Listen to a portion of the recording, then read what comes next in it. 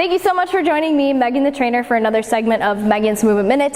Tonight I'm going to talk about rotation and anti-rotation, as that's one of our 7 movement patterns that we as humans have, and that's something that, again, we train here at our gym, Fitness Lying Down. Again, we train those movement patterns because that's how our body is going to function in every day in life. We're not isolating specific muscles, but we're instead focusing, again, on those movement patterns. So a lot of times when people think of training rotation, they think of, especially if we're going to focus on our core, they think of doing maybe Russian twists, back and forth with a medicine ball or a dumbbell or a kettlebell or what have you. We don't do those here at Fitness Lying Down because that's where we're creating that rotation where it's actually not supposed to happen, and that's in our lumbar spine and so our abdominals. We do actually train rotation, but it's in different spots. So again, if you follow that joint by joint approach philosophy, our joints in our hips and in our thoracic spine are meant to be mobile, whereas our lumbar in the middle is meant to be more stable. So how can we train that rotation, again, while being anti-rotation in between?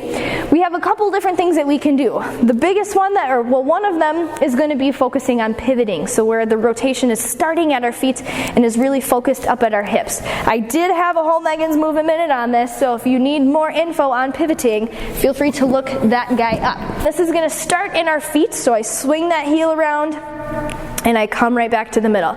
So you'll notice again that the foot that I turn towards doesn't go with me, because if it did, then I'm not really doing any kind of pivoting. I'm not really training in that transverse and that rotational plane. The other thing that we can do is we have what are called like our max lunges, our max deadlifts, our max, you have it. Again, max meaning multi-axial.